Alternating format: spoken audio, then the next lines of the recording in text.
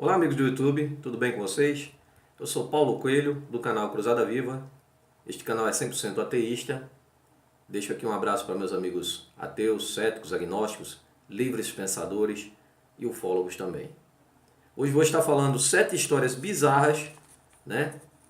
7 histórias macabras do papado romano, né? Hoje são, contando com o Papa que está hoje lá no poder, são 265 papas, né? E aqui eu fiz um resumo apenas de 7 papas, para contar algumas histórias sobre eles. Histórias bizarras, macabras, né? Absurdas. Então vamos ao vídeo. Embora para os cristãos só o mito Jesus tenha sido perfeito na Terra, apesar de ninguém esperar que os papas sejam absolutos santos, aqui eu discordo. Por quê? Porque os papas são adorados, né? Para muitos cristãos, os papas são a própria presença de Deus, né? A ponte entre eles e o Deus imaginário deles, né? Então, o Papa é adorado, basta ver quando ele visita um país, né? Católico, cristão, onde é notícia em toda a mídia, né? Rede televisiva, rádio, internet, por aí vai. Então eles são adorados sim como santos e muitos consideram eles perfeitos, né? Cristãos fanáticos consideram perfeitos, colocam ali as criancinhas para ele beijar, dar aquela bênção, aquela coisa toda lá, que acham aquilo tudo, aquele ritual ali, que a pessoa ali vai estar protegida, que ali ela foi abençoada e tal, né? Então, não é por aí não, né? Então, algumas histórias envolvem amantes, crimes e festas no Vaticano e até orgias, né? Além de assassinatos, né? Vamos lá. Papa Clemente VII, que reinou no Vaticano de 1523 a 1534. Apesar de ser indiferente à reforma protestante, um movimento de reforma na Europa, no qual várias denominações se separaram da Igreja Católica, o Papa Clemente VII ficou mais conhecido por outro motivo. Que seria esse motivo? Oportunismo. Ele era oportunista. Estava sempre disposto a mudar de ponto de vista político para coincidir com quem tinha mais poder e riqueza em determinado momento. Ele trafegou entre alianças com a França, a Espanha e a Alemanha, embora tenha se inclinado para as forças políticas francesas antes de sua morte em 1534. Né? Ele faleceu misteriosamente, entre aspas, depois de comer um cogumelo venenoso. Como resultado de sua fidelidade oscilante, seus críticos como Carlos V o compararam a um pastor que tinha fugido do seu rebanho para retornar como lobo. Papa Leão X reinou de 1513 a 1521. O Papa Leão X era estritamente contra a reforma protestante, movimento inspirado pelo argumento de Martinho Lutero contra os métodos inescrupulosos da igreja para arrecadar fundos baseados no medo das pessoas de ir de não ir para o paraíso. Aqui o Martinho Lutero era uma das teses dele, né? Era justamente contra a indulgência, né? A Igreja Católica vendia ali em troca de supostos pecados que na realidade eram crimes. A Igreja Católica, que era assim com a política e o poder, né? Você pagava ela pelo crime que cometeu. Isso aí vem lá de tempos bíblicos, né? Você pode observar na Bíblia que o camarada, quando se deitava com uma escrava que pertencia a outro, levava uma oferenda ao sacerdote. E esses rituais se repetem, né? Aqui, o Papa Leão era um dos mais capitalistas, né? Ele cobrava indulgências, né? Cobrava isso por qualquer tipo de crime, você vai ver aqui. E aqui o Martinho Lutero usou isso, né, para promover a reforma protestante, né? Mas você vai ver que o Martinho Lutero, vou fazer vídeo sobre ele, de santo também não tinha nada. Nem ele, nem o Calvino, nem o Zwinglio, nenhuma dessa patotinha aí.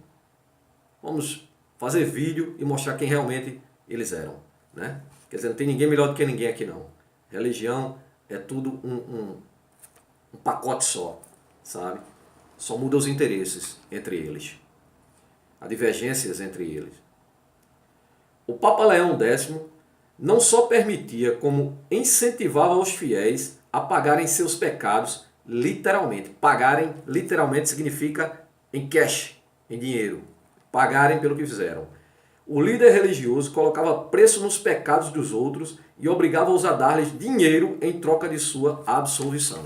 Ele colocava o preço. Você dizia o que cometeu, mesmo que fosse um assassinato, e aí ele dizia quanto você tem que pagar para ele. Nessa questão que hoje os papas, os padres dizem na igreja, né? Não, reze tantos Pai Nosso, tantas Ave Maria e tal. Não era dessa forma não, era dinheiro mesmo, era pago mesmo, sabe? E assim ameaçava os fiéis de que suas almas não seriam capazes de entrar no céu se eles não pagassem por pecados como crimes de assassinato, incesto e roubo. Papa Júlio II, que reinou de 1503 a 1513. Apesar do juramento do clero de celibato sagrado, Júlio II alegadamente tinha várias amantes e pelo menos uma filha ilegítima. Algumas fontes indicam que ele tinha 2 outras filhas que morreram durante a infância. Para quem não sabe, a igreja, ela no começo, nos primórdios, ela permitia que os papas casassem, inclusive as famílias moravam dentro do Vaticano, né? Dentro da Basílica. Só que, aí depois veio essa ordem aqui de celibato sagrado, e aí não foi mais permitido a eles ter filhos, ou ter mulheres, ou ter relações sexuais, né? Mas aí eles continuavam fazendo essas coisas na obscuridade, né?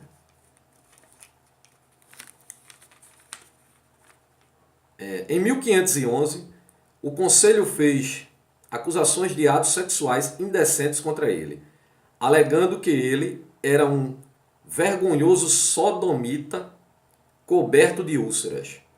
Embora fosse um fã de artes e esculturas antigas, Júlio II também teria forçado Michelangelo a concluir a Capela Sistina antes do tempo que o artista pediu.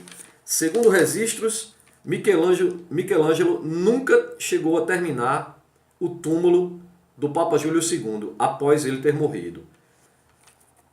Papa Alexandre VI, que reinou de 1492 a 1503. Não somente o Papa Júlio II era um suposto clérigo celibatário. Suposto porque nunca praticou o celibato, né? Teve até filhos, o Júlio II. E assim como ele, o Papa Alexandre VI também. Alexandre VI também teve várias amantes, incluindo Júlia Fernace, conhecida como Júlia a Bela. Deveria ser muito bela mesmo. E teve numerosos filhos ilegítimos com a antiga amante Vanosa de Catani, que era casada na época. Veja só, ele não só teve isso aqui depois da ordem do celibatário sagrado, viu? Esses papas aqui já não podiam casar, nem ter filhos, nem ter relações. Porém, eles continuavam fazendo. Então, esse aqui teve várias filhas com essa amante aqui, que era casada, inclusive. Seus caminhos hedonistas eram tão descarados que mesmo com o crime e a violência tomando conta das ruas de Roma, o Papa ocupou-se em comédias, banquetes, prodígios e bailes, todos pagos com fundos da Igreja Católica. É para isso que serve o seu dízimo, amigo. Sua vida de playboy não para por aí. Surgiram até mesmo boatos de que o Papa organizava orgias dentro do Vaticano. Papa Bento IX, de 1032 a 1048. Tal Papa foi tamanha calamidade que outros religiosos não pouparam críticas severas à figura. Bento IX ganhou poder e riqueza em uma idade precoce, aos 20 anos. Como resultado de laços de sua família com a Igreja, ele herdou o título do Papa João XIX. ele rapidamente desenvolveu uma imagem de cruel e imoral. O Papa Vítor III escreveu que Bento IX cometia estupros, assassinatos e outros atos indescritíveis. Sua vida como Papa foi tão vil, tão má, tão execrável, que eu estremeço só de pensar, disse Vítor III. São Pedro Damião tinha coisas similares a dizer sobre Bento IX, descrevendo-o como banquete de imoralidades, um demônio do inferno sob o disfarce de um padre, que organizava orgias patrocinadas pela igreja e participava regularmente de bestialidades. Veja só. Em seu último ato de corrupção como Papa, Bento IX decidiu que queria se casar e vendeu seu título de Papa para seu padrinho por 80 quilos de ouro. Papa João XII, de 1555 a 1604. Aliás, de 955, a 964. Viu? Alcançando o título de Papa aos 18 anos, João XII foi rapidamente considerado preguiçoso e infantil. Acusações mais severas partiram de seus críticos, que eram sacerdotes e autoridades religiosas. Líderes da igreja disseram que ele invocava demônios, assassinava e mutilava vários homens, incendiava casas e participava de jogos de azar. Será que o cara era bom? Também afirmavam que ele transformou o palácio papal em um bordel, só isso. Cometendo adultério com muitas mulheres, além de 2 viúvas, sua própria sobrinha e até a namorada do seu pai, do seu próprio pai. Seu reinado como Papa terminou aos 20 e poucos anos, quando ele morreu. Olha como ele morreu lindamente. Quando ele morreu de um derrame, enquanto estava supostamente na cama com uma mulher, para variar, casada. Papa Estevão VI, de 896 a 897, esse só viveu um ano no papado. Essa talvez seja a história mais macabra desta lista, viu? Provavelmente o mais desequilibrado de todos. O Papa Estevão, mas tem coisa pior do que a gente já viu? Pior que tem. O Papa Estevão VI queria de todo jeito se vingar de seu predecessor, o Papa Formoso, por achar que ele tinha sido injustiçado por ele. Então o Papa Formoso já havia morrido, mas ele achando ter sido injustiçado por esse Papa, veja o que acontece. Porém o seu inimigo já estava morto. Estevão VI então ordenou que o cadáver de 9 meses fosse exumado. Já havia morrido há 9 meses, ele mandou retirar para fazer o julgamento do Papa morto. Né? Estevão VI, vestido com vestes sagradas, papais, e apoiado em um trono para ser julgado por seus crimes. É apoiado em um trono para ser julgado por seus crimes. Então o Papa morto Formoso, vestido com as vestes sacrais, foi apoiado em um trono para ser julgado por seus crimes. Veja só, um diácono ficou responsável para responder em nome do falecido. Estevão VI se enfureceu e jorrou acusações no defunto, por achar que ele recebera injustamente o título de Papa. O cadáver perdeu o julgamento, que era de se esperar, e Estevão VI declarou que foi um Papa vazio. Ele então cortou seus dedos usados para dar bênçãos, aquela bênção que o Papa dá com os dedos. Ele cortou os dedos do Papa falecido e ordenou que o corpo fosse retirado de suas vestes, aí mandou destituir das vestes papais,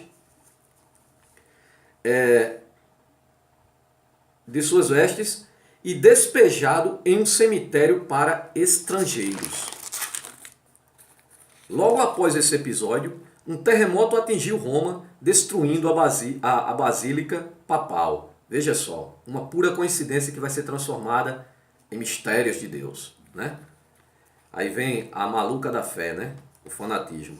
O cadáver foi desenterrado mais uma vez e atirado em um rio. Então o Papa ficou mais uma vez assustado, achando que era por conta desse Papa, arrancou de novo, exumou de novo e mandou jogar no rio. Algumas pessoas compassíveis o pescaram o cadáver e deram ao Papa Formoso um enterro mais adequado. No entanto, o julgamento macabro voltou a assombrar o Papa Estevão VI. Causou uma revolução, né? Porque o povo, ao ver aquele terremoto, achou que seria um sinal de Deus. Veja que maluquice. Então veja só, tumultos e multidões que apoiavam o Papa Formoso prenderam o Papa Estevão VI em um calabouço, pois os danos do terremoto foram tomados como um sinal de Deus. Então, mais tarde, o Papa Formoso, preso em um calabouço, foi encontrado morto, estrangulado. Isso aqui foram 7 histórias de apenas 7 papas da Igreja Católica. Eu vou estar fazendo vídeo também sobre o Martinho Lutero, né?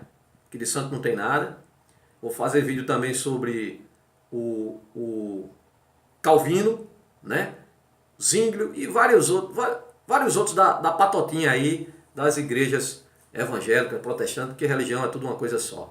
Também vou fazer vídeo sobre Islã, budismo, hinduísmo, shintoísmo. Isso aí ao longo do ano, né? Um forte abraço a todos e até o próximo vídeo.